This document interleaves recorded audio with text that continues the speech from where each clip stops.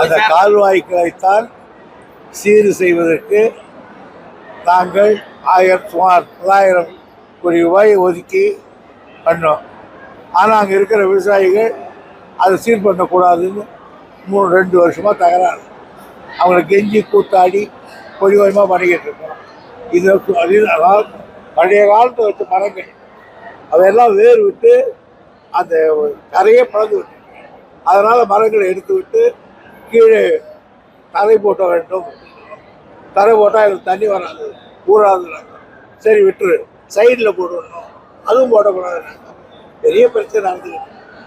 காவிரி வெளியீட்டு விழாவுக்கு ராகுல் காந்திக்கு அழைப்பு இருந்ததுல, நாணய வெளியீட்டு விழாவுக்கு ராகுல் காந்திக்கு அழைப்பு இருந்தா அது அர்த்தம் அதில் கேட்குறேன். காவிரி குண்டாறு இணைப்பு திட்டம் மத்திய அரசு செயல்படுத்தப்படாது, மாநில அரசு எந்த அளவுக்கு அதில் ஈடுபடுது? காவிரி குண்டாறு இணைப்பு திட்டம் பேசிக்கிட்டு இருக்காங்க. இதுவரையும் நான் அந்த காலத்துல பேசிக்கிட்டு இருக்காங்க. நான் பொதுப்பணித்துறை அமைச்சர் அந்த காலத்தில் இன்னும் பேசிக்கிட்டாங்க. வேலூர் மாவட்டத்தில் நிறைய வேலூர் மாவட்டத்தில் நிறைய எல்லாம் வந்து புதிய மதிப்பீடு தான் போட்டீங்க. அந்த சித்தூர் பஸ் ஸ்டாண்ட் சில்க் மில்லுக்கும் ஒரு பெரிய ப்ராஜெக்ட் இருக்குன்னு சொன்னீங்க. ஐயோ என்ன சார் நிறைய பண்ண போகிறோம். நாளைக்கு வேலு வர்றாரு, அது கூட வச்சுருக்கேன். தென்கொல்லை பாலாறு சாத்தியம் இருக்கா சார்? அத்திக்கோட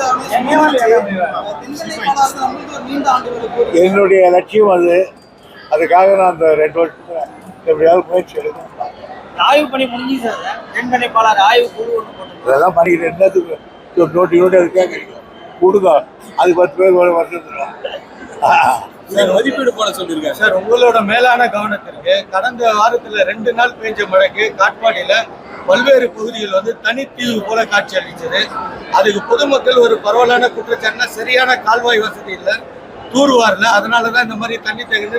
2 நாள்ல ஒரு 100க்கும் மேற்பட்ட மக்கள் ரொம்ப கடுமையான பாதிப்பு. எந்த தூர்வாரினாலும் எந்த கால்வாய் வெட்டினாலும் பொழிந்த மழை கீழ் கொடுக்காது.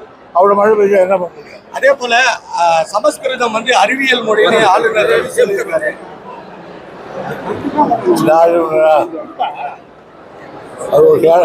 சக்தி வாய்ந்த மொழி அறிவியல் மொழி அப்படிங்கிறது.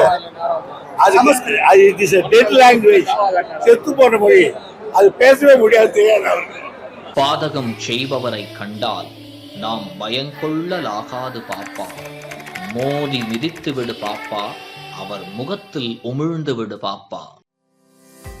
அண்மை செய்திகளை உடனுக்குடன் தெரிந்து கொள்ள இணைந்திருங்கள் இயம்நாடு தொலைக்காட்சியுடன்.